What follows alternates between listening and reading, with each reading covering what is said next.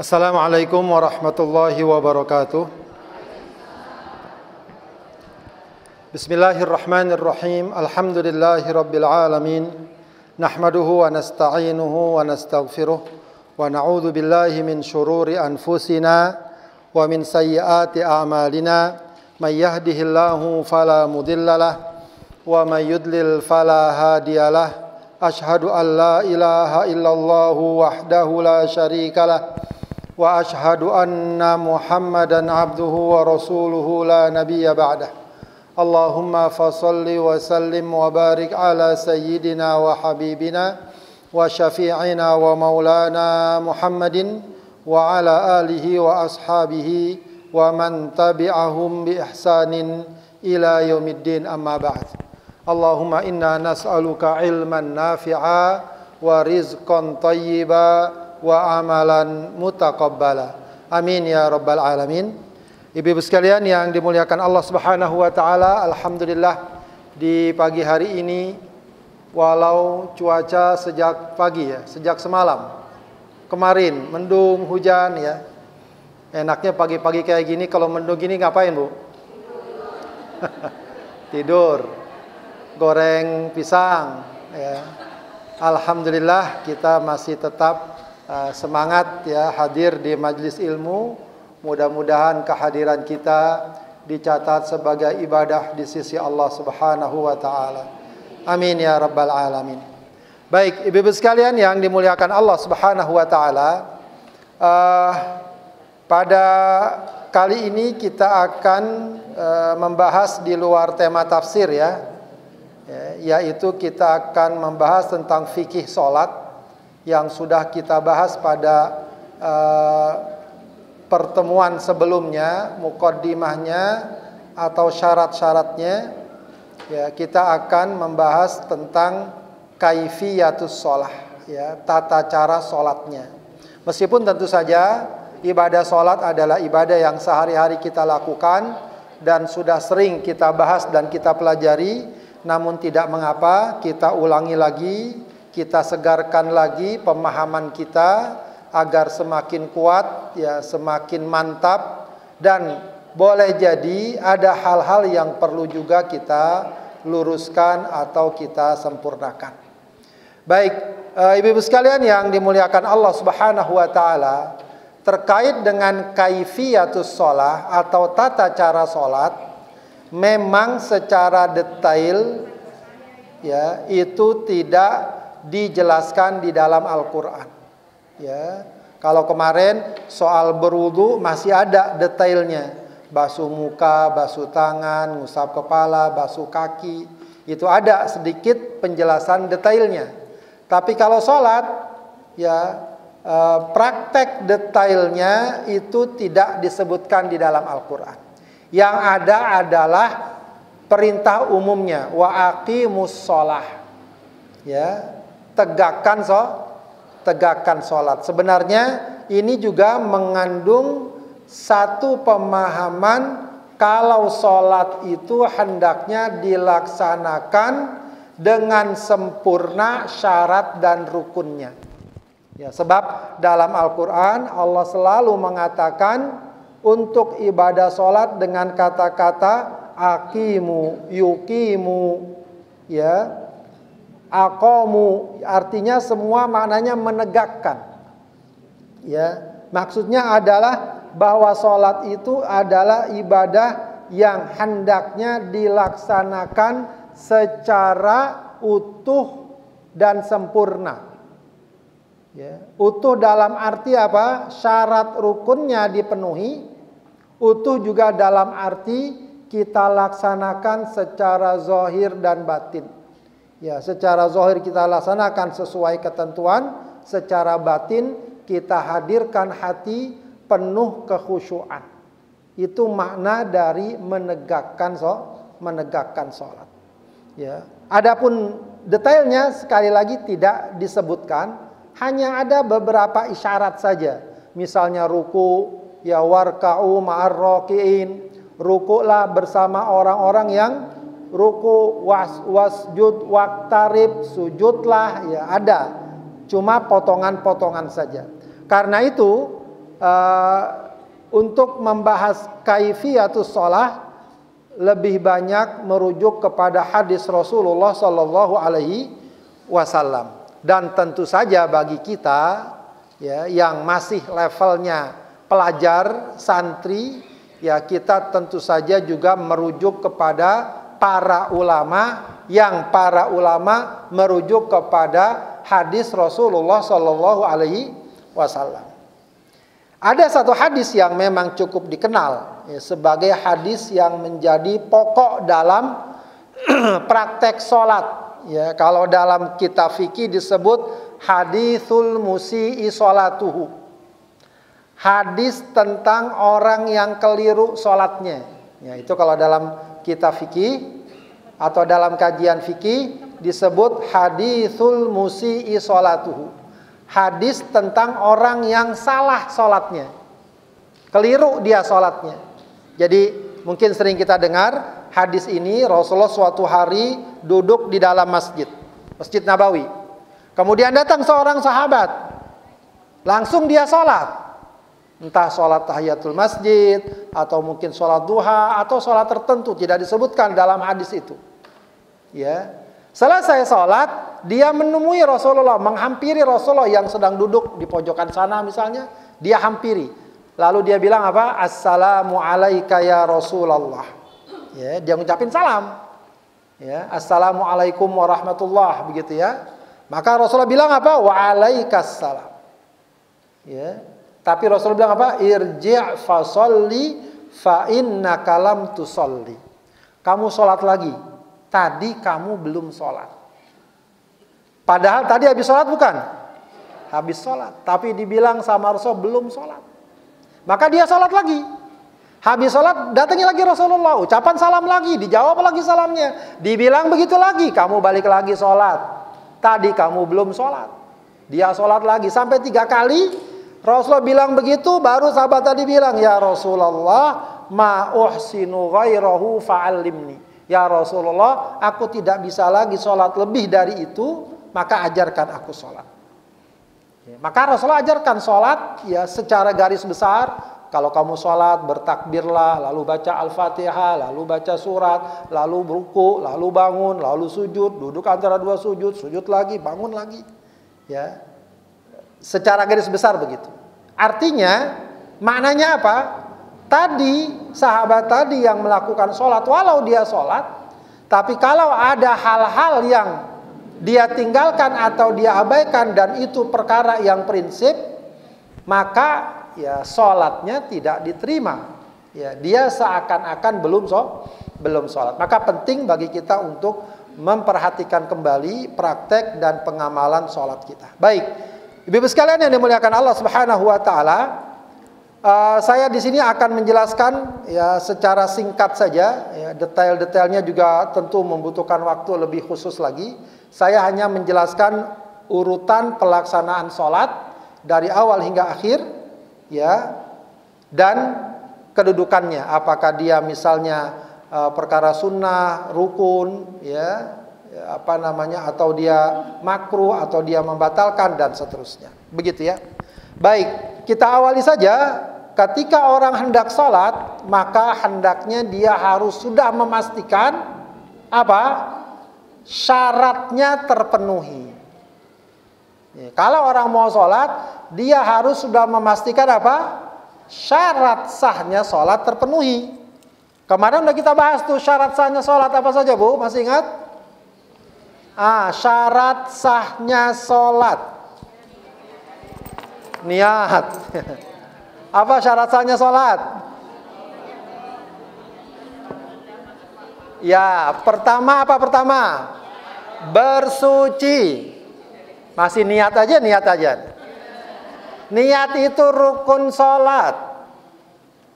Ya, apa sih bedanya syarat sama rukun, Bu? Syarat itu sesuatu yang harus kita hadirkan, tapi bukan bagian dari ibadah. Syarat sholat harus kita hadirkan untuk sholat, tapi bukan bagian ibadah sholat. Tapi harus dia ada. Maka syarat sholat yang pertama apa? bersuci. Udah kita bahas tuh, bersuci dari hadas kecil dan hadas besar. Kalau kita mau sholat pastiin dulu. Nah, tadi udah wudu belum? Atau kalau hadas besar sudah mandi junub belum? Pastikan dulu, ya. Ragu-ragu, udah wudu apa belum ya? Kalau ragu-ragu gitu, udah wudu atau belum apa? Belum. Tapi kalau ragu-ragu, tadi udah wudu, dia yakin dari rumah udah wudu, sampai masjid di sini ragu, batal apa enggak? Mana yang dipakai? Enggak batal. Karena patokannya yang yakin. Kalau tadi ragunya sudah wudu atau belum, yang yakin belum wudu. Kalau yakin sudah wudu tapi ragunya batal apa tidak, maka yang dipakai mana? Yang yakin yang mana? Sudah wudu, batal tidaknya ragu, berarti belum batal. Ya, belum batal. Baik. Pertama, bersuci. Yang kedua apa lagi? Masuk waktu. Pastikan kita mau sholat zuhur. Udah masuk waktu zuhur belum? Ya jangan mentang-mentang buru-buru mau jalan, tinggal 2 menit lagi, udah tabrak aja 2 menit lagi mah, gitu ya. Tetap nggak boleh, belum masuk waktu. Ya, harus sudah masuk waktu. Oh, terdengar azan, sudah masuk waktu, boleh sholat. Begitu ya. Kemudian yang ketiga apa? Menutup aurat. Tutup aurat, pastikan aurat kita tertutup. Dan yang keempat, menghadap kiblat. Jadi kalau 4 syarat itu sudah yakin kita terpenuhi, lakukanlah sholat. Kalau belum, ada satu yang belum terpenuhi, belum nutup aurat, jangan sholat dulu. Belum bersuci, jangan sholat dulu. Ya. Oh, enggak menghadap kiblat, tunggu sampai menghadap kiblat. Begitu ya. Jadi pastikan syaratnya terpenuhi.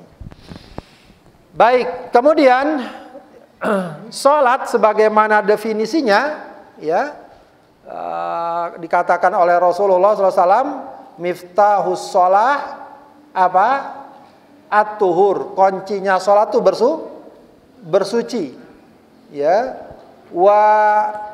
Apa namanya?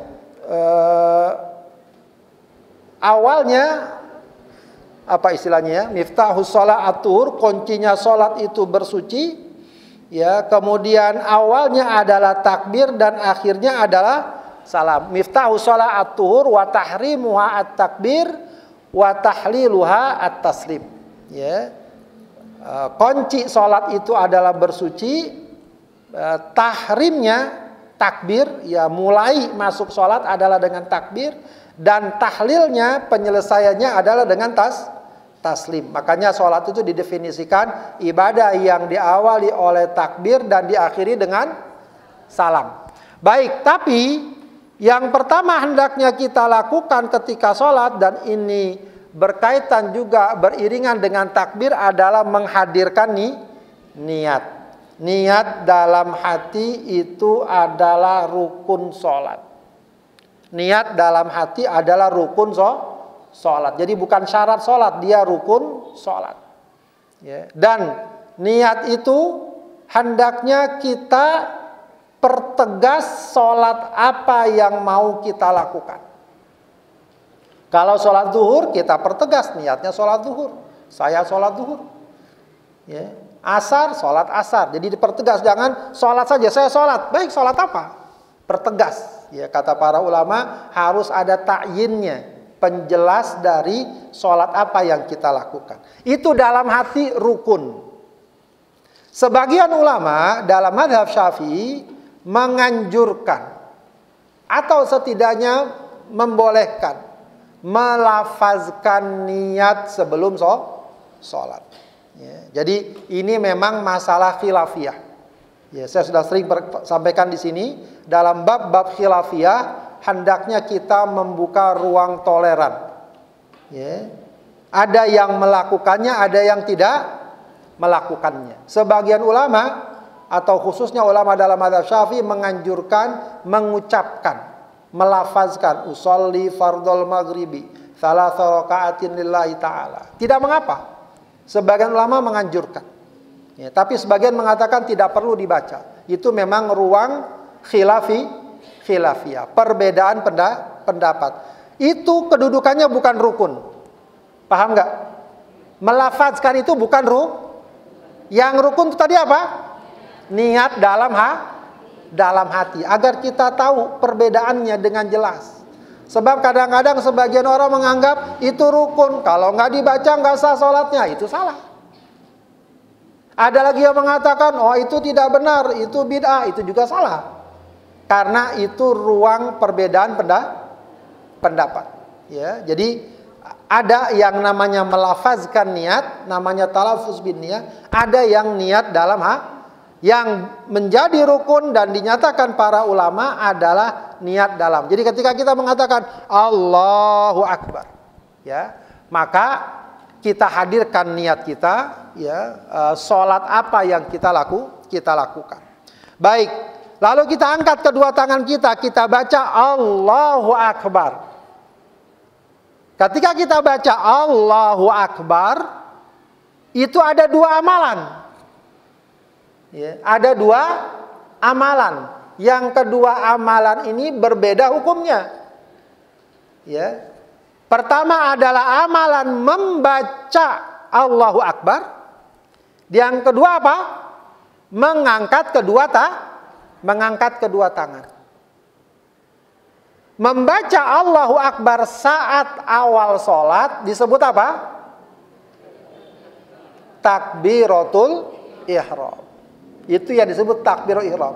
Jadi kalau dibilang takbiratul ihram itu apa? Membaca kalimat Allahu Akbar di awal sholat. Sebab nanti di pertengahan sholat ada nggak kita baca Allahu Akbar? Ada. Itu takbiratul ihram atau bukan? Bukan. Paham ya? Kalau takbiratul ihram dalam sholat hukumnya apa? Rukun. Harus dibaca. Ya, jadi jangan nggak dibaca. Dan kalau dibilang dibaca, ibu sekalian, itu lidahnya bergerak. Paham nggak? Jangan dibaca dalam hati. Diam aja.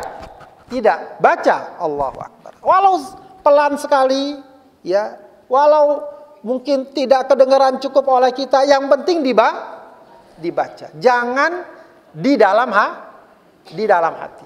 Dibaca. Ya. Adapun mengangkat tangan hukumnya sunnah. Seandainya dia tidak angkat tangan langsung saja Allahu Akbar, sah enggak sholatnya? Sah. Tapi kalau dia angkat tangan, dia enggak bilang Allahu Akbar, angkat tangan aja enggak Allahu Akbar, sah enggak sholatnya? Tidak sah. Nah, itu pentingnya memahami mana yang rukun, mana yang sunnah. Ya, mana yang rukun dan mana yang sunnah. Begitu ya. Jadi takbiratul ihram adalah ucapan takbir yang dibaca di awal sholat. Dan redaksinya sudah baku. Nggak bisa diganti. Misalnya Allahu A'zam, ya, Allahul Majid, Allahul Azim. Tidak. Allahu Akbar. Ya, apalagi diganti sama bahasa Indonesia. Ya, Allah Maha Besar. Orang Padang bilang apa? Allah nan gadang. Ya. Itu nggak bisa lagi, makin rusak nanti sholatnya. Ya. Tidak boleh. Baik, sudah cukup Allahu Akbar. Kenapa dikatakan takbiratul ihram? Abu, kenapa dibilang takbiratul ihram? Karena seketika orang baca Allahu Akbar, maka dia diharamkan melakukan sesuatu yang sebelumnya dibolehkan. Sama kayak orang ihram untuk umroh atau haji. Sudah ihram. Yang tadinya boleh pakai minyak wangi, nggak boleh pakai minyak wangi. Yang tadinya boleh motong rambut, nggak boleh motong rambut. Itu ketika ihram umroh atau haji. Nah, ketika sholat juga begitu. Ketika dia udah bilang Allahu Akbar, sudah. Nggak boleh dia jalan ke sana, kemari, ngomong, makan, nggak boleh. Artinya, dia sudah mulai fokus dalam ibadah sholat. Ya. Baik. Sudah. Adapun mengangkat tangan, ada riwayat yang mengatakan mengangkat tangan itu sejajar dengan pundak. Ada yang mengatakan sejajar dengan telinga. Yaitu dikira-kira saja. Yang penting angkat tangannya ke depan, ya, kemudian kira-kira sejajar, ya, tidak malas-malasan begitu, tidak ke atas, tidak, sedang saja, ya. Nggak perlu diukur juga, diukur persis gitu ya, ribet juga nanti. Jadi nggak perlu terlalu ribet juga sholat, dikira-kira saja, diangkat tangannya, ya, diangkat tangannya. Baik, Allahu Akbar. Baik, kemudian turunkan tangan, letakkan tangan di mana? Itu ada juga perbedaan pendapat para ulama. Dalam mazhab Syafi'i, letakkan tangan di bawah dada di atas pusat, pertengahan saja, ya, pertengahan. Ada dalam mazhab Hanafi di bawah pusat, ada yang di dada, ada yang di atas banget, itu ketinggian, ya, nggak perlu sampai dekat leher, nggak perlu. Yang sedang saja, ya, di bawah dada di atas pusat. Dan posisi tangan di mana? Ada dua. Telapak tangan kanan di atas telapak tangan, atau pegang pergelangan tangan kiri, dicekel, dipegang. Jadi posisi seperti itu dan pertengahan, ya, pertengahan. Jadi nggak perlu sampai seperti ini, nggak perlu. Cukup di pertengahan atau di atas telapak tangan, ya. Jadi nggak perlu begini, apalagi begini. Kedinginan lah itu, ya. Itu kedinginan, ya. Baik, letakkan situ, sudah. Kemudian itu semua sunnah, itu sunnah. Lalu juga termasuk sunnah mengarahkan pandangan ke tempat sujud. Ya, ada riwayat untuk mengarahkan pandangan ke tempat sujud. Ya. Baik, ada riwayat kana idza qa'ada fit tasyahhud wa adwa kafal yusra ala fa'il yusra wa asyara bisababa la yujawizu basara isyaratahu. Ya. Kalau lagi berdiri mengarahkan pandangan ke tempat sujud, kalau sedang tasyahud mengarahkan pandangan ke telunjuknya saat mengarahkan jari telunjuknya. Baik, ya, karena juga itu akan lebih membantu untuk apa? Untuk konsentrasi. Ada juga satu sunnah yang juga dianjurkan. Apa? Sunnah sholat di hadapan sutroh. Ya, apa sutroh, Bu? Apa saja yang bisa kita jadikan pembatas. Jadi kalau kita ada di masjid, mungkin dinding, mungkin tiang, atau ada orang duduk di depan kita sholat di belakangnya, kita anggap orang itu sutro, nggak apa-apa. Asal dia jangan bangun aja, kalau kita bangun hilang sutronya. Ya. Atau meja atau apa, itu dianjurkan sholat di hadapan sutro, antara kita dan tempat sujud kita. Ya, jadi kalau kita di rumah, ya jangan persis di tengah ruangan. Ya, cari ada meja situ, kita sholat, ada dinding, kita sholat, begitu ya, di depan itu. Itu namanya sutra. Itu disunnahkan untuk sholat di hadapan sutra. Baik. Sudah posisi itu selesai, maka siap-siap kita baca doa iftitah atau istiftah. Ya, doa iftitah atau istiftah. Atau dengan kata lain doa pembuka. Doa pembuka. Doa pembuka ini banyak redaksinya. Ya, banyak riwayatnya, jadi mungkin saja kita dapati saudara kita berbeda bacanya dengan kita, karena memang banyak versi riwayatnya. Yang bagus adalah kita bisa membacanya sekali waktu bergantian. Kalau kita bisa menghafal versi-versi yang lain, ya.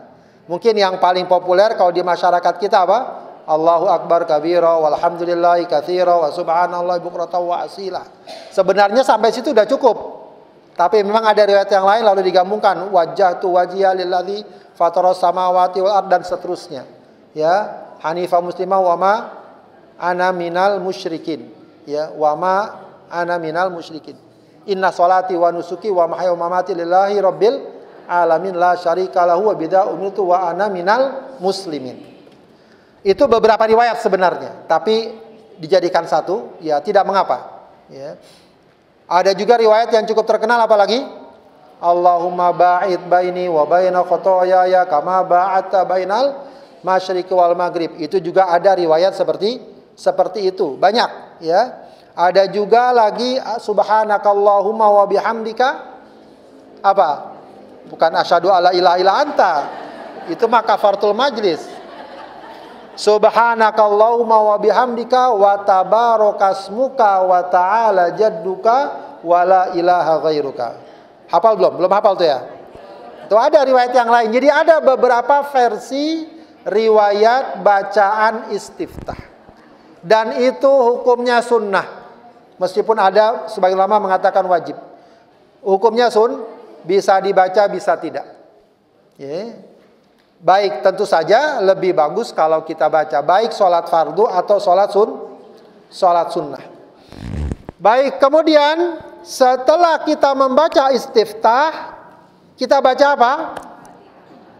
Sebelum Al-Fatihah kita baca apa? Ta'awudz. Ya, perhatikan sunnah membaca ta'awudz. Kadang orang lupakan itu, ya. Sunnah membaca ta'awudz, a'udzubillahi minasyaitonir rajim. Baca. Ya, sebelum baca surat Al-Fatihah. Dan setelah itu baru membaca surat Al-Fatihah.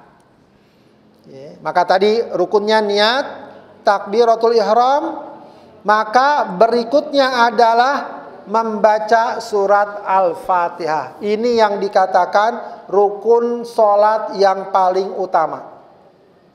Rukun sholat yang paling utama adalah membaca Al-Fatihah. Ya. Sehingga dikatakan dalam hadis, la sholata liman lam yaqra bi Fatihatil kitab. Tidak ada sholat bagi orang yang tidak membaca surat Al-Fatihah. Maka penting bagi kita, ibu-ibu sekalian, memperhatikan bacaan surat Al-Fatihah kita. Ya, perhatikan bacaannya. Kalau kita perlu merasa cek lagi, saya mau murojaah lagi, cari orang yang kita yakin dan kita ketahui bagus bacaannya, maka minta perhatikan bacaan surat Al-Fatihah kita. Agar semakin bagus bacaan Al-Fatihah kita, insya Allah semakin bagus sholat kita. Ya, baik, itu hukumnya rukun. Ya, baik dia sholat sendiri, sholat berjamaah wajib baca Al-Fatihah. Baik jadi imam atau jadi makmum. Itu pendapat yang kuat dalam mazhab Syafi'i. Meskipun memang ada sebagian ulama mengatakan kalau jadi makmum dan imam suaranya jahar kayak sholat maghrib, sholat isya, sholat subuh, makmum tidak perlu membaca Al-Fatihah. Wallahu alam, yang cukup kuat adalah ya tetap makmum wajib membaca Al-Fatihah walau imam membaca dengan suara keras. Baik. Kemudian ya, setelah membaca Al-Fatihah, sunnah membaca amin. Ya, kalau suara keras, kalau sholat dengan jahriyah, kita bisa keraskan. Ya, kalau wanita mungkin tidak perlu mengeraskan. Ya, kalau sendiri ya baca juga amin. Ya, kita saja yang baca. Sehabis baca Al-Fatihah, baca surat. Baca surat ini hukumnya apa? Sunnah. Ya, baca surat hukumnya sunnah. Itu pun kalau sholat sendiri atau jadi imam atau jadi makmum pada sholat sirriyah. Kayak sholat zuhur, asar, pada rakaat pertama dan kedua sunnah baca surat. Tapi kalau sholatnya jahriyah, imamnya baca keras, habis baca Al-Fatihah, jangan kita baca surat, tapi dengarkan bacaan imam. Kalau sholat maghrib, isya dan subuh. Walaupun kita lagi murojaah, wah bener nih imam lagi baca tabarok, kita ikutin tabarakalladzi, nggak boleh. Dengarkan saja. Jangan kita membaca surat. Sebab Rasulullah pernah sholat begitu, ada sahabat yang jadi makmum membaca surat. Maka Rasulullah tanya, siapa tadi yang baca surat? Jangan lakukan lagi kecuali kalian membaca surat Al-Fatihah. Ya, jadi kalau baca surat itu sunnah hukumnya dan tidak disunnahkan, bahkan dilarang kalau dia jadi makmum pada sholat jahriyah. Ya, sholat jahriyah. Baik, baca surat pun sebenarnya ada sunnahnya. Ketentuannya ya, anjurannya ya, lihat beberapa praktek Rasulullah dalam sholat ya, sebagaimana sudah mungkin pernah saya sampaikan. Kalau dalam sholat subuh ya, jadi Al-Quran itu kan secara garis besar dibagi apa? Namanya ada sab'ut tiwal. Sab'ut tiwal itu surat-surat yang panjang. Apa aja sab'ut tiwal? Ada 7 surat sab'ut tiwal. Al-Baqarah, Ali Imran, An-Nisa, Al-An'am, An-Nisa, Al-Maidah, Al-An'am ya, Al-An'am, Al-A'raf, Al-Anfal plus At-Taubah. Ya, plus At-Taubah. Itu namanya sab'ut tiwal. Surat-surat panjang banget. Itu kalau mau dibaca itu malah lagi sholat tahajud. Baca tuh sholat. Kayak Rasulullah pernah sholat tahajud, so bacanya surat apa? Al-Baqarah. Ada sahabat yang ikut. Dia kira habis Al-Baqarah ruku. Lanjut lagi Ali Imran. Sampai surat An-Nisa. Baru dia ruku. Ya, itu kalau sholat tahajud. Baik. Kalau sholat 5 waktu itu bacaan dari surat Mufassal. Mufassal itu surat yang ayatnya pendek-pendek. Ya, jadi surat Mufassal, surat yang ayatnya pendek-pendek. Tapi surat-surat Mufassal dibagi 3. Pertama namanya Tiwalul Mufassal. Suratnya ayatnya pendek-pendek tapi ya agak panjangan dikit lah suratnya. Ya, itu dari surat Al-Hujurat. Ya, Hujurat juz berapa? 25.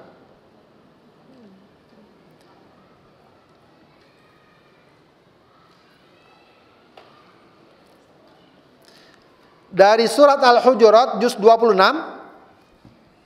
Surat Al-Hujurat, surat Qaf dan seterusnya sampai surat Al-Mursalat. Mursalat itu juz berapa, Bu?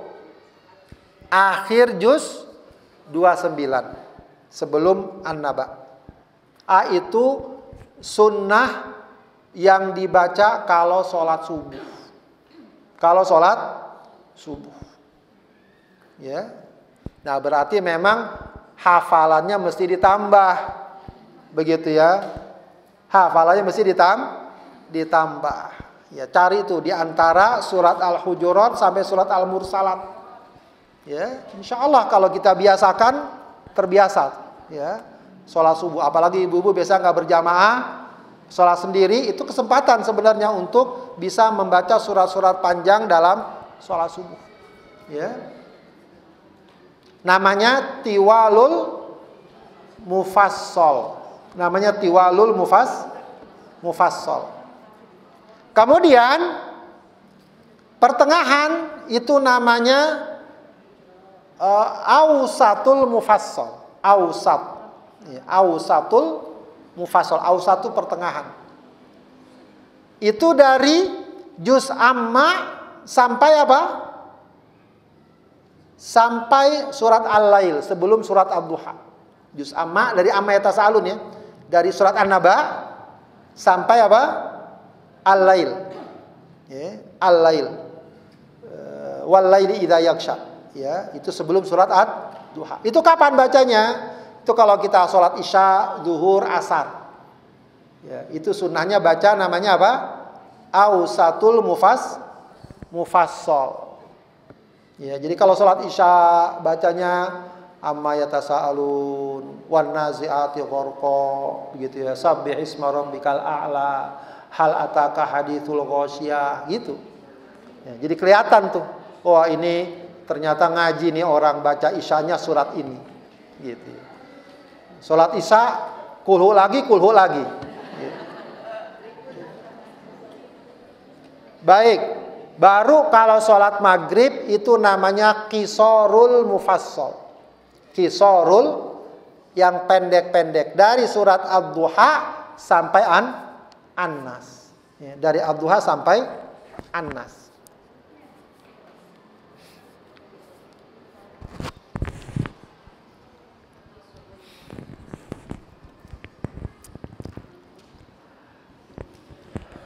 Baik, itu terkait bacaan surat. Jadi dia hukumnya sunnah.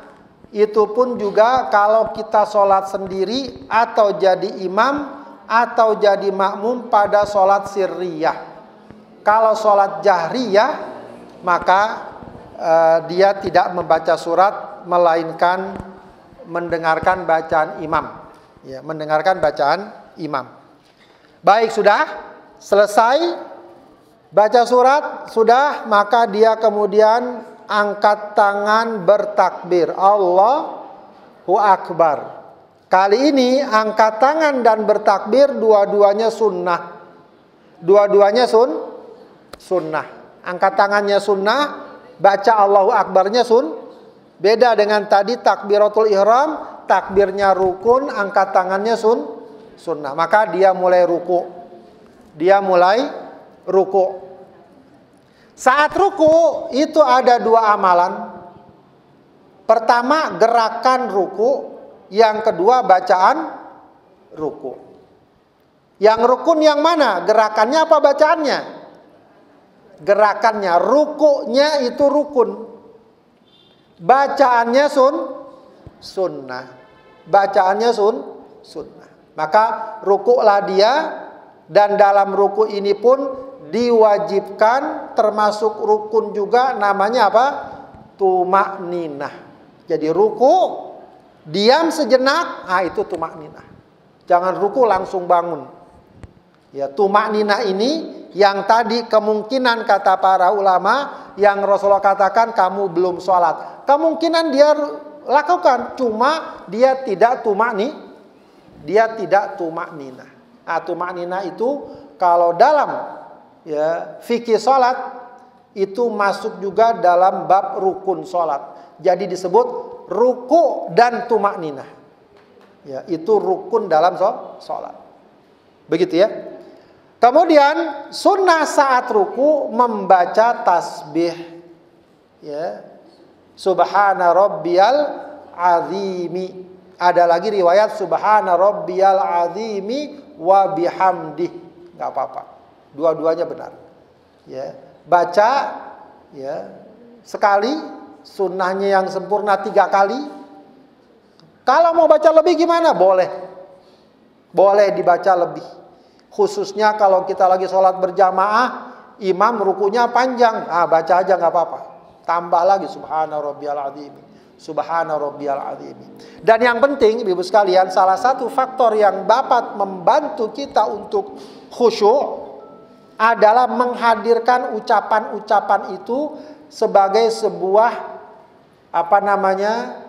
sikap pembesaran Allah, membesarkan Allah. Ketika kita baca Allahu Akbar, kita hadirkan kebesaran Allah. Ketika kita baca Subhana Rabbiyal Azim, Maha suci Tuhanku Al-Azim, yang Maha agung. Makanya dalam satu hadis Rasulullah bilang, wa ammar ruku fa'azzimu fihi rabbakum. Adapun saat ruku maka agungkanlah Tuhan kalian. Jadi kita bisa hadirkan ya bagaimana kita tundukkan badan kita, lalu kita akui kebesaran dan keagungan Allah Subhanahu wa taala. Baik, sudah ruku selesai, bangun dari ruku, angkat tangan, lalu kita baca apa? Sami Allahu liman hamidah. Ya, Sami Allahu liman hamidah. Ya, maka sudah, ya memang ada yang mengatakan tangan kembali bersedekap, tapi umumnya para ulama mengatakan tangan dijulurkan tidak bersedekap. Lalu kita baca doa atau zikir saat berdiri bangun dari ruku, Rabbana lakal hamdu mil'as samawati wa mil'al ardi wa mil'a ma syi'ta min syai'in ba'du. Kalau mau ditambah lagi ada lagi ahlus tsana'i wal majd. Allahumma la mani'a lima a'taita wa la mu'tiya lima mana'ta wa la yanfa'u dzal jaddi minkal jadd. Ya. Baik, itu i'tidal. Ya, i'tidal juga begitu, berdiri tegak dan tumakninah, diam sebentar. Baik, lalu kemudian dia sujud. Dia bersujud. Ya. Perlu angkat tangan nggak saat sujud? Berdiri untuk sujud angkat tangan nggak?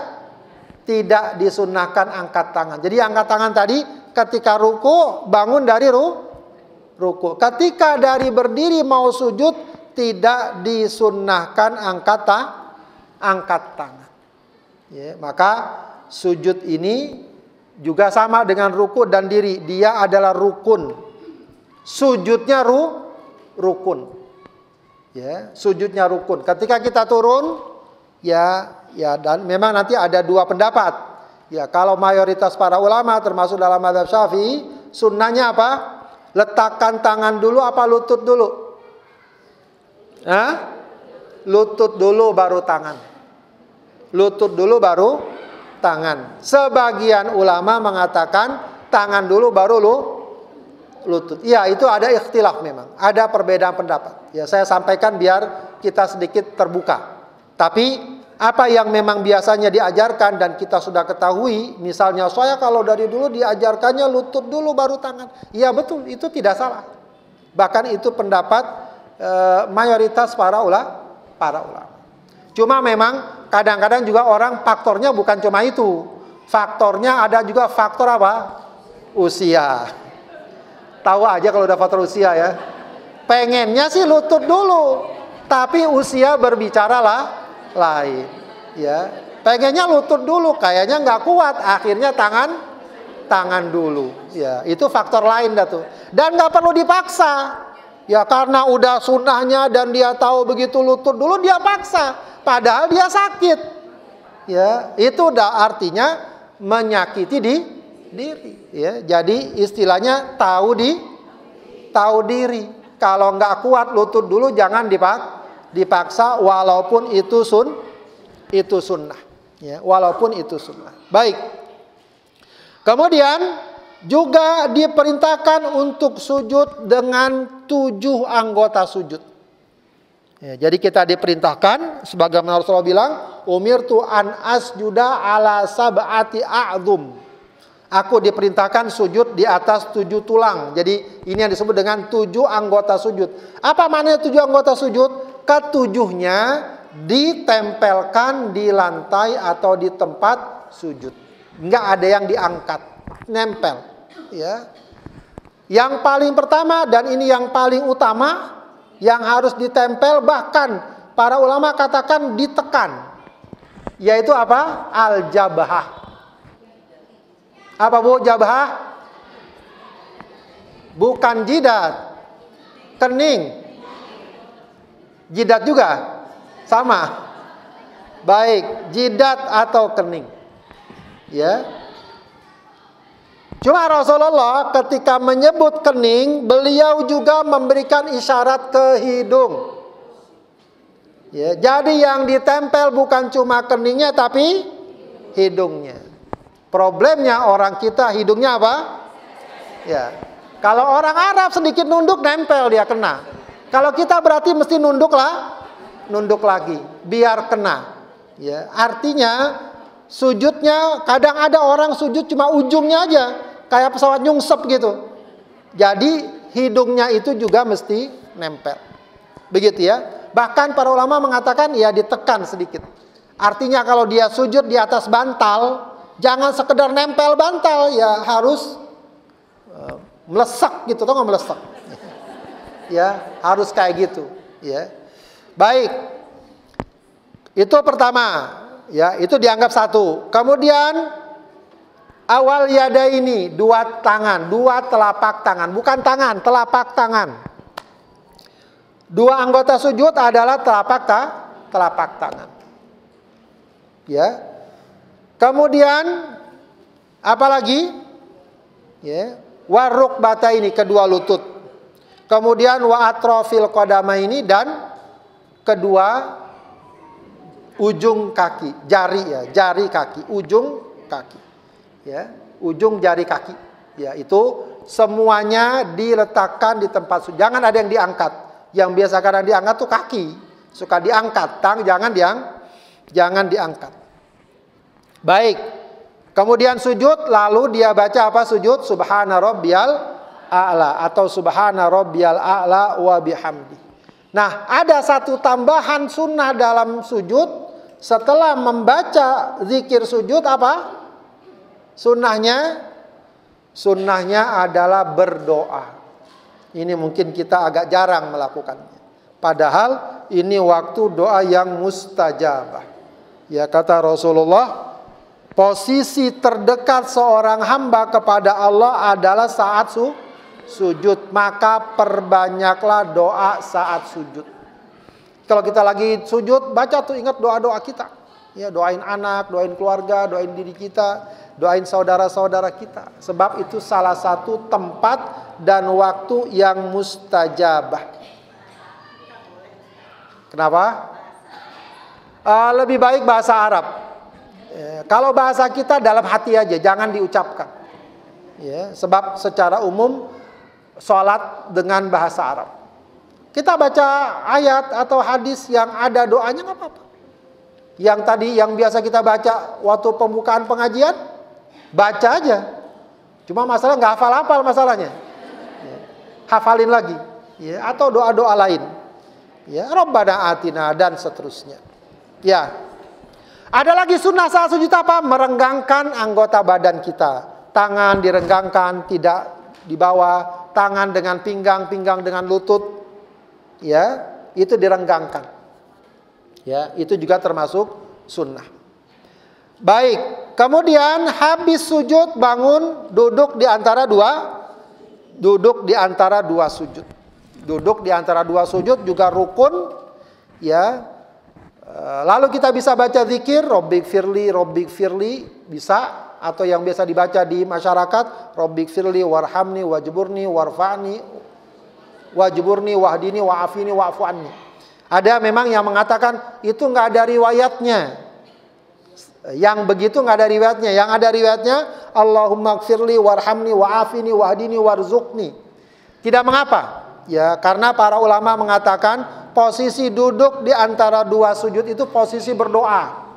Intinya kita berdoa. Tidak masalah kalaupun misalnya itu tidak ada riwayat hadisnya. Paling tidak sebagian besarnya ada redaksi doa yang kita baca.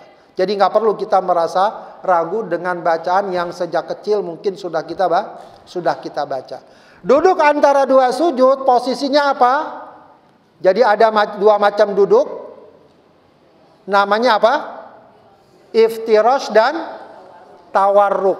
Iftirash dan tawarruk. Iftirash itu kita duduk di atas kaki kiri kita. Di atas telapak kaki kiri. Kaki kanannya ditegakkan. Itu iftirash. Ya, itu sunnahnya duduk di antara dua sujud dan tasyahud awal. Kalau tasyahud akhir disebutnya apa? Tawarruk. Tawarruk itu kaki kirinya kita selempangin ke bagian kanan, kita duduknya di lantai. Pantat kita duduk di lantai. Itu namanya tawarruk. Ya. Baik, duduk di antara dua sujud, sunnahnya duduk iftirash, sebagaimana duduk juga di tasyahud awal. Baik, kemudian sudah selesai sujud lagi, sama seperti sujud pertama. Selesai sujud pertama, bangun lagi. Berarti selesai rakaat pertama. Kita lakukan lagi seperti di rakaat kedua seperti rakaat pertama, ya, baca Al-Fatihah, tidak baca iftitah lagi, tidak baca ta'awud, langsung baca bismillah. Ya, baca Al-Fatihah, baca surat, ruku, sujud, i'tidal, sujud, bangun, duduk antara dua sujud, sujud lagi, baru bangun. Ketika kita bangun, maka kalau sholatnya 2 rakaat seperti sholat subuh atau sholat sunnah umumnya, itu menjadi tasyahud akhir. Menjadi tasyahud akhir. Tasyahud akhir apa hukumnya? Rukun. Baik duduknya maupun bacanya rukun. Jadi kita baca at-tahiyyatul mubarakatus sholawatut thayyibatul, itu rukun. Maka bacaan tasyahud harusnya juga diperhatikan. Ya, saya sering banget dengar ibu-ibu baca atau siapapun baca at-tahiyatul. Betul nggak begitu? Yang benar gimana? At-tahiyatul. Ya, jangan at-tahiyatul. Enaknya emang ringan. Tapi yang benar at-tahiyatul mubarakatus salawatut thayyibatulillah. Ada juga redaksi yang lain at-tahiyyatu lillah wassalatu at-tahiyyatu lillah wassalawatu wattayyibatul. Lupa lagi saya, ya. Ya, itu ada at-tahiyyatul mubarakatus salawatut thayyibatul lillah, ada at-tahiyyatu lillah, ya. Kemudian wassalawatu wattayyibat, ya. Wassalawatu wattayyibat, assalamu alayka ayyuhan nabiyyu, dan seterusnya.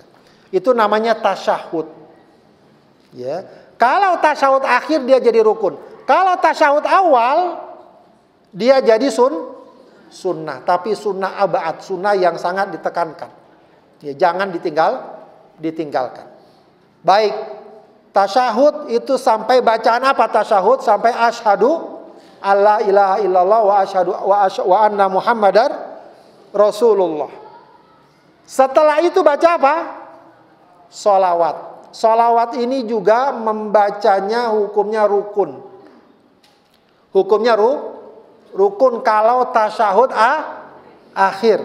Kalau tasyahud awal hukumnya sunnah.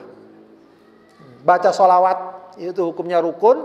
Kalau tasyahud akhir, kalau tasyahud awal hukumnya sunnah.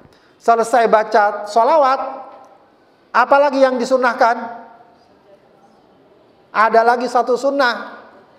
Apa? Berdoa lagi. Jadi ada dua tempat berdoa dalam sholat. Ya, saat sujud dan saat apa? Tasyahud akhir sebelum salam. Ya, tasyahud akhir sebelum salam itu juga ada sunnah kita berdoa. Bahkan ada doa yang diajarkan Rasulullah Shallallahu Alaihi Wasallam, yaitu doa apa? Perlindungan dari 4 perkara. Allahumma inni a'udzubika min adabi jahannam wa min adabil qabri wa min fitnatil mahya wal mamati wa min syarri fitnatil masihid dajjal. Itu doa yang diajarkan Rasulullah. Tapi kita mau baca doa lain nggak apa-apa, boleh, ya, boleh. Kemudian setelah itu baru kita salam. Ya, salam yang pertama itu rukun sholat, salam yang kedua sunnah. Jadi minimal sekali salam sudah cukup. Tapi kalau kita 2 kali salam itu kita mendapatkan sunnahnya. Baik, Ibu sekalian, kurang lebih demikian ya praktek dari pelaksanaan sholat atau kaifiat tata cara sholat, ya, sekedar untuk menguatkan lagi, menyegarkan lagi praktek sholat kita. Sampai di sini. Kalau ada yang mau ditanyakan silakan. Silakan Ibu.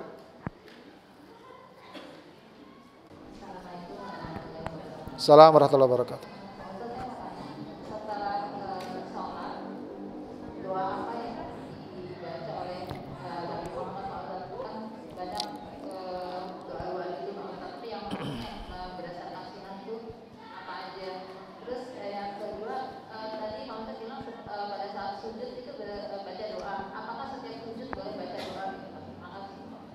Terus lagi yang lain?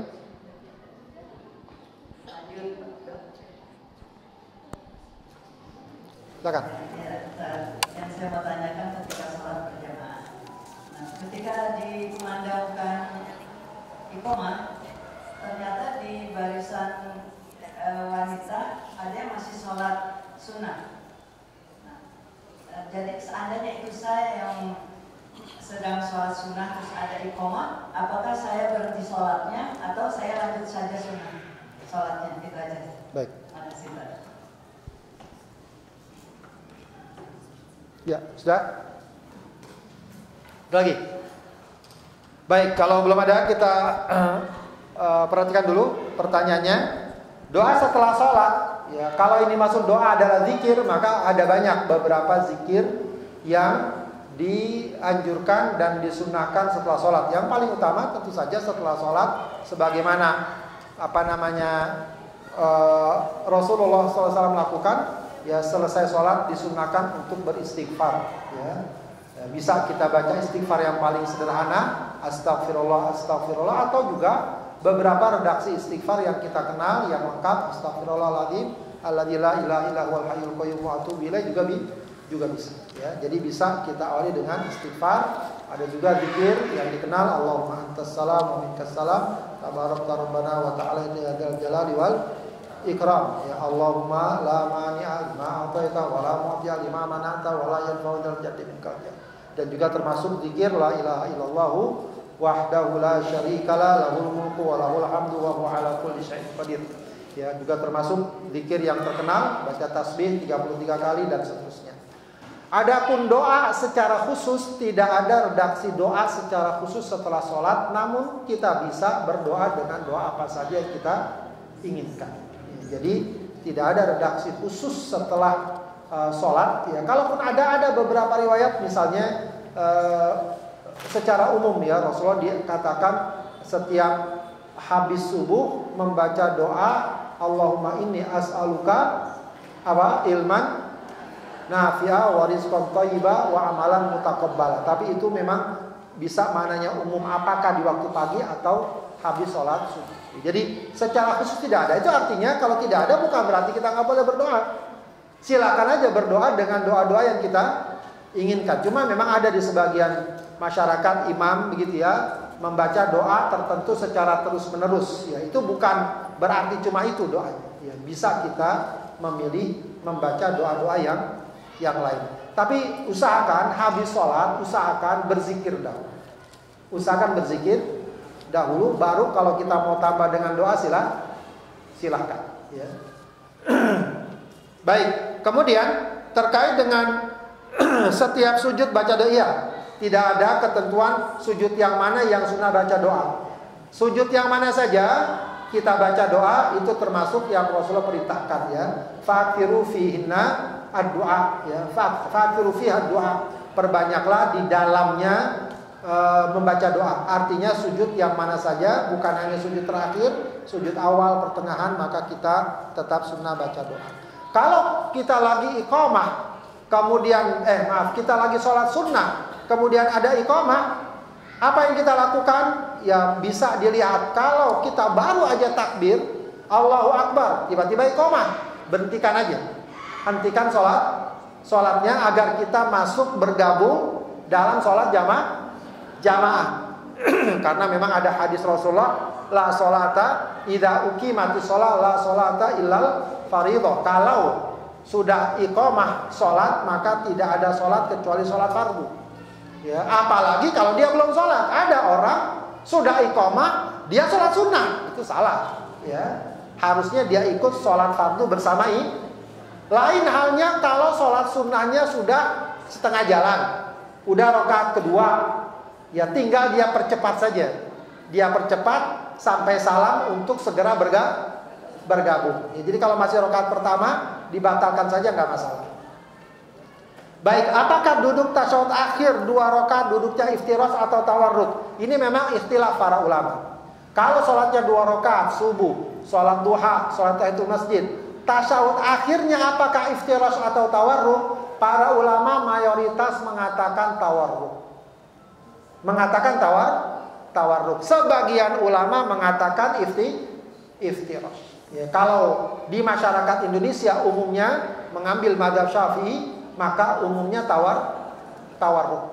Hal-hal seperti ini meskipun sepele ya, sederhana, bagus kalau kita mempertimbangkan keumuman pengamalan yang ada. Ya, jadi sebab kadang-kadang saya juga suka perhatikan ya, ketika sholat subuh sebagian besar tawarruk, 1-2 iftirash. Jadi kira-kira ada yang ganjel nggak? Ya. Maksudnya ada yang berbeda nggak? Jadi berbeda. Ya. Jadi alangkah bagusnya kalau semuanya tawarruk. Toh itu masalah khilafi. Begitu ya. Ya, kalau dilihat dalilnya, ya memang ya ada dalilnya. Ya, cuma memang penafsirannya berbeda. Dalam hadis riwayat Bukhari dikatakan wa idza jalasa fir raqatil akhirah qaddama rijlahul yusra wa nasabal ukhra wa qa'ada ala maq'adatihi. Rasulullah kalau duduk pada duduk terakhir, maka beliau duduknya tawarruk. Ya, itu menunjukkan mau 2 rakaat, mau 3 rakaat, mau 4 rakaat duduknya tawarruk. Meskipun memang tidak dinafikan, ada yang berpendapat kalau sholatnya 2 rakaat meskipun tasyahud akhir duduknya adalah iftirash. Wallahu a'lam. Baik. Kalau berdoa saat sujud atau sebelum salam dilafazkan, ya dilafazkan tapi nggak usah bersuara. Tidak bersuara. Kita lafazkan ya, Rabbana atina fid dunya hasanah, Rabbighfirli wa liwalidayya, Allahumma rzuqna dzurriyyatan shalihah, atau baca doa-doa yang kita tahu ya. Baik. Bagaimana agar tumakninah dalam sholat? Tumakninah paling tidak diam sejenak. Diam sejenak, orang udah posisi ruku, diam sejenak baru bangun. Walau sejenak, itu sudah tumakninah. Ya, walau sejenak itu sudah tumakninah. Ya, jadi tidak perlu harus dalam waktu lama. Ya, tapi semakin lama ya semakin bagus. Ya, diam saja sejenak. Baik, kemudian apakah lafaz niat harus dengan bahasa Arab atau boleh Indonesia? Sebenarnya pakai bahasa Indonesia boleh karena dia belum sholat. Saya niat sholat maghrib misalnya, nggak apa-apa. Ya, cuma jadi agak aneh aja nanti sama kiri kanan. Ya, ini apalagi yang di samping kanan bahasa Sunda, samping kanan bahasa Padang, repot lagi kita. Ya, bagusnya bahasa Arab juga sih ya. Jadi nggak mengapa karena itu masih di luar sholat. Apakah tidak bisa karena ada masalah yang dengan kaki bagaimana? Tidak bisa karena ada masalah dengan kaki. Ya tidak, maksudnya apa? Berdiri. Kalau nggak bisa berdiri ya duduk. Ya. Apa nih? Tidak apa tumakninah maksudnya? Oh, iftirash. Kalau iftirash nggak bisa, ya nggak, pokoknya yang paling mungkin. Kalau misalnya iftirash nggak bisa, tawarruk nggak bisa, bisanya bersila ya bersila. Jadi nggak perlu memaksakan. Kalau sakit, misalnya kakinya nggak bisa ditekuk, lurus saja, ya lurus saja kaki. Jangan terlalu dipaksa. Islam itu mudah, ya, tidak mempersulit ketika seseorang sedang mengalami kesulitan. Bagaimana gerakan sholat menggunakan kursi? Apakah harus berdiri dulu hingga ruku? Bagaimana afdolnya? Perhatikan, sholat di kursi memang boleh kalau orang tidak dapat berdiri. Ya, cuma masalahnya kadang ada orang bisa berdiri, mungkin dia nggak bisa sujud. Kalau masih bisa berdiri, dia harus berdiri. Giliran sujud dia nggak bisa, boleh dia duduk, dia tundukkan kepalanya. Ya. Kebalikannya, ada orang nggak bisa berdiri tapi dia bisa sujud. Ada nggak? Diri dia nggak kuat, tapi kalau sujud dia bisa. Maka giliran diri dia duduk, tapi sujud dia harus kalau masih bisa sujud. Begitu. Ya, jadi dia duduk di kursi. Kenapa? Sebabnya saya nggak bisa berdiri, udah berarti duduk. Sujud bisa nggak? Kalau sujud bisa, dia harus sujud. Saya berdiri nggak bisa, sujud nggak bisa, ya udah berarti duduk saja. Tinggal palanya digerakkan menunduk. Kalau dia sujud atau ruku, dia tundukkan lagi. Ya, begitu ya. Jadi tidak mengapa, itu tergantung kondisi. Ya, cuma yang kadang-kadang yang terjadi, ada orang sebenarnya dia bisa berdiri, tapi dia tidak bisa sujud. Akhirnya sholatnya duduk. Padahal kalau bisa berdiri, dia harus berdiri. Sebab berdiri itu dalam sholat apa hukumnya? Rukun. Dalam sholat fardu berdiri itu rukun. Jadi boleh menggunakan kursi kalau dia tidak kuat berdiri. Kalau kuat berdiri, jangan menggunakan kursi. Jangan sholat duduk, khususnya sholat fardu. Kalau sholat sunnah masih boleh duduk walaupun dia kuat berdiri. Ya, sholat sunnah. Tapi kalau sholat fardu, dia harus berdiri kalau dia kuat berdiri. Terkait dengan seberapa besar kemampuan kuatnya, kalau dipaksakan kuat tapi sakit, ya nggak usah berdiri. Ya, kalau misalnya dia paksakan kuat sih bisa, tapi bahaya atau dia sakit atau ngilu, ya, nah itu jangan paksakan berdiri. Sholat sambil duduk, begitu ya. Jadi tergantung ya seberapa besar dia kuat. Pak Ustadz baca surat pendek terus lupa. Udah suratnya pendek lupa pula. Ya, istighfar yang banyak ini mah, ya. Ini nggak usah sujud sahwi, nggak usah.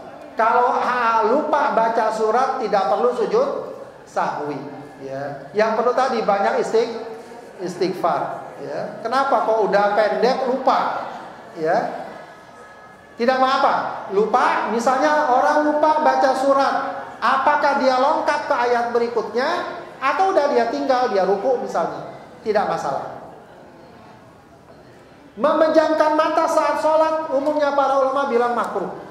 Jadi saat sholat tidak memejamkan mata, mata tetap dalam kondisi terbuka. Ya, sholat dengan memejamkan mata itu tidak diajarkan dalam syariat dan oleh para ulama. Ya, dia tetap dalam kondisi normal, begitu ya. Saat safar bagaimana ketentuannya ketika lupa mau berangkat ke tempat tujuan? Apakah kita lakukan sholat dulu di rumah, sholat zuhur dan asar berangkat jam 10? Berangkat jam 10, ya belum sholat zuhur, ya. Kalau misalnya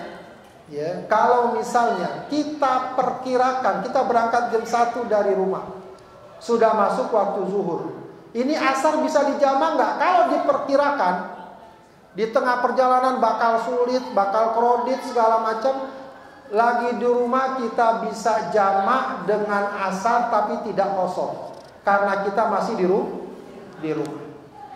Begitu ya. Itu pun kalau pertimbangannya ya bakal sulit. Tapi kalau nanti kita perkirakan bakal mampir pada waktu asar dan mudah, sebaiknya jangan dijamak. Kita nanti sholat asar di tempat tujuan, misalnya di rest area dan semacamnya. Begitu ya. Atau nanti saja kita sholat zuhur dan sholat asar di tempat tujuan, di jamak takhir. Hanya kita ingatkan kalau jamak takhir itu di waktu pertama sudah diniatkan. Kita niat di zuhur kita nggak sholat dulu, nanti aja jamak takhir. Kita niatkan jamak takhir. Ya, jadi kalau di sini dibilang pukul 10 ya belum sholat, jangan dijamak.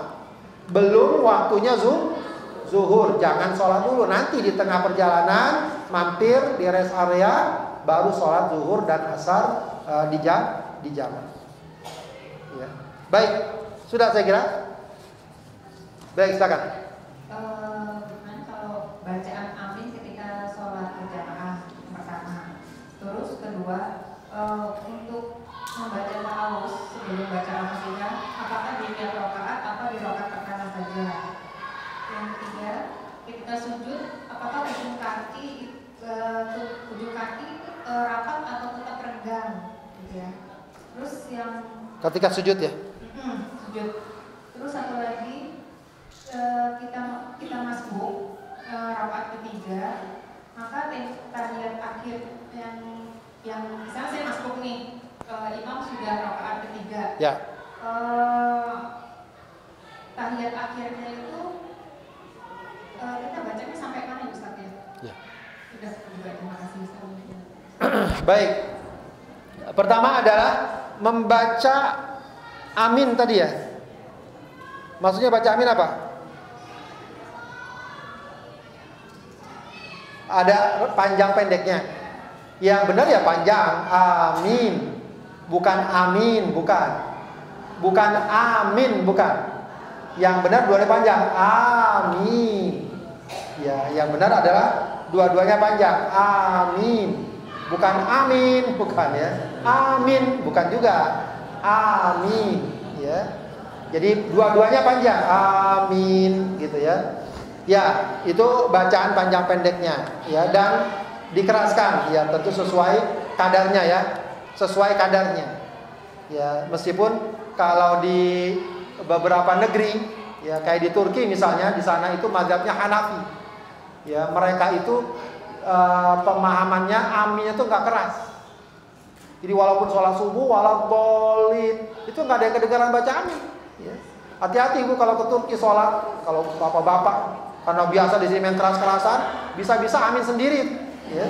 Karena di sana itu sunnahnya nggak mengeraskan bacaan amin. Itu memang mazhab Hanafi begitu. Ya. Tapi mayoritas para ulama mengeraskan bacaan amin. Baik, ta'awuz pada rakaat pertama ya, yang disunnahkan, yang dikatakan para ulama umumnya ta'awuz pada rakaat pertama saja, rakaat kedua tidak, dan seterusnya tidak. Meskipun ada yang mengatakan setiap rakaat, ya. Baik, ketiga sujud kaki renggang. Ini memang juga masalah khilafiyah. Mayoritas para ulama juga mengatakan ujung kaki, telapak kaki renggang karena mengikuti pola renggang semua. Ya, tadi tangan dengan pinggang, pinggang dengan lutut, ya, lutut dengan betis, termasuk juga akhirnya ujung kaki juga renggang, meskipun nggak renggang sekali. Ya, itu mayoritas ulama mengatakan renggang. Meskipun ada sebagian ulama mengatakan dirapatkan. Itu juga masalah khilafiyah, perbedaan pendapat soal tersebut. Begitu ya. Kemudian masbuk di rakaat ketiga, dia baca tasyahud nggak? Baca tasyahud, ikut imam. Kalau masbuk ikut imam, meskipun bagi dia mungkin itu rakaat pertama, dia baru ikut di rakaat ketiga sholat maghrib. Berarti kan tasyahud akhir. Dia ikut tasyahud akhir dan dia baca tasyahud akhir sedapatnya sampai selesai, nggak masalah. Ya, sampai selesai masalah. Nanti imam salam dia bangun. Ya, yang tadi dianggap rakaat pertama. Berarti tinggal kita terusin rakaat kedua, rakaat ketiga. Berarti tasyahud lagi. Ya, kalau sholat maghrib berikutnya tasyahud pertama, nanti tasyahud kedua dan seterusnya. Jadi ikuti saja apa yang imam lakukan, baik gerakan atau bacaannya. Ya, wallahu a'lam. Baik, Dawu. Satu lagi, terakhir ya. Ustaz, saya mau nanya, ketika kita sholat berjamaah yang suaranya dikeraskan, itu ketika baca Al-Fatihah, apakah setelah imam selesai atau enggak, misalnya imam satu ayat, Ya. kita ikut satu ayat, atau imam selesai dulu Al-Fatihah baru kita baca? Ya, kalau masalah boleh tidaknya boleh kita baca kapan saja, yang penting kita berdiri. Mau imam udah baca Al-Fatihah, mau belum baca Al-Fatihah, mau sudah baca Al-Fatihah, boleh. Ya, sebab ibadah sholat itu ada yang sifatnya gerakan, ada yang sifatnya baca. Kalau gerakan, maka kalau kita jadi makmum, gerakan kita setelah gerakan imam. Imam ruku baru kita ruku. Imam sujud baru kita. Adapun bacaan selain takbiratul ihram, ya, maka bebas sifatnya. Kita mau baca bareng imam, duluan imam dan seterusnya. Toh kita lagi tasyahud, kita nggak nunggu imam baca tasyahud. Imam baca, kita baca ruku sujud. Ya, Al-Fatihah juga begitu. Kalau kita mau baca Al-Fatihah saat imam baca Al-Fatihah boleh, atau sebelumnya juga boleh. Cuma memang wallahu alam para ulama menganjurkannya. Jadi babnya anjuran. Yang lebih baik bagaimana? Yang lebih baik tunggu imam baca Al-Fatihah baru kita baca Al-Fatihah. Ya, baru kita baca. Walau misalnya setelah itu imam baca surat, ya. Tunggu imam baca Al-Fatihah, kita baca Al-Fatihah. Tapi kalau kita baca Al-Fatihah saat imam baca Al-Fatihah tidak mengapa. Tidak mengapa karena itu soal bacaan, tidak harus menunggu bacaan imam. Wallahu a'lam. Satu lagi. Ya, silakan.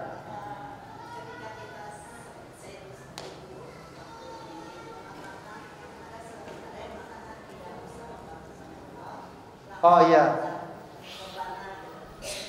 Ya, kayak gini memang semua ada saja. Masalah khilafiyah, maka saya sering katakan ini masalah khilafiyah. Kalau mazhab Syafi'i tidak, makmum tetap baca sami Allahu liman hamidah. Makmum tetap baca sami Allahu liman hamidah. Jadi baik imam baik makmum baca sami Allahu liman hamidah. Ya. Kalau sebagian ulama lain mengatakan tidak, yang baca sami Allahu liman hamidah imam saja. Kalau salat berjamaah, makmumnya baca Rabbana lakal hamd. Ada pendapat seperti itu. Insya Allah dua tidak masalah. Boleh, tidak masalah. Kalau sholat baca surat ya. Kalau imamnya baca suratnya keras kita dengarkan. Tidak ikuti, dengarkan. Namanya apa? Istima'. Wa idza quri'al Qur'an fastami'u. Dengarkan dan diam. Tidak ikut-ikutan kita mengikuti seperti orang muraja, tidak. Dengarkan. Ya ikuti dalam hati boleh, ikuti dalam hati, tidak mengikuti dengan lisan. Kenapa? Ya kalau pelan kita boleh baca surat. Enggak masalah ya. Kalau pelan, sholat zuhur, sholat asar, habis baca Al-Fatihah, imamnya belum ruku, kita boleh baca surat. Ya. Silakan saja sambil nunggu imam ruku. Karena kita nggak mendengarkan bacaan imam. Baik, Bapak sekalian, sampai di sini kajian kita, mudah-mudahan bermanfaat. Ya. Kita baca khatmil Quran. Allahumma arhamna bil Quran waj'alhu lana imaman wa nura wa hudaw wa rahmah. Allahumma dzakkirna minhu ma nasina wa 'allimna minhu ma jahilna warzuqna tilawatahu ana al-laili wa atrafan nahar waj'alhu lana hujjatan ya rabbal alamin. Astaghfirullahaladzim, astaghfirullahaladzim, astaghfirullahaladzim. Hamdan yuafi ni'amahu wa yukafi'u mazidah. Ya Rabbana wa ilahana lakal hamdu wa lakal syukru kama yanbaghi li jalali wajhika wa 'azimi sultani. Allahumma salli ala sayyidina Muhammad wa ala ali sayyidina Muhammad. Rabbana taqabbal minna innaka antas samiul alim wa tub alaina innaka antat tawwabur rahim. Allahumma ya muqallibal qulub tsabbit qulubana ala dinik. Allahumma ya muqallibal qulub tsabbit qulubana ala ta'atik. Rabbana hab lana min azwajina wa dhurriyyatina qurrata a'yun waj'alna lil muttaqina imama. Allahumma arzuqna zurriyatan salihah. Allahumma arzuqna zurriyatan salihah. Allahumma inna nas'alukal huda wat tuqa wal afafa wal ghina. Rabbana ighfir lana wa liwalidina warhamhuma kama rabbayana shighara. Rabbana atina fid dunya hasanah wa fil akhirati hasanah wa qina adzabannar. Subhana rabbika rabbil izzati amma yasifun wa salamun ala mursalin walhamdulillahi rabbil alamin. Assalamualaikum warahmatullahi wabarakatuh.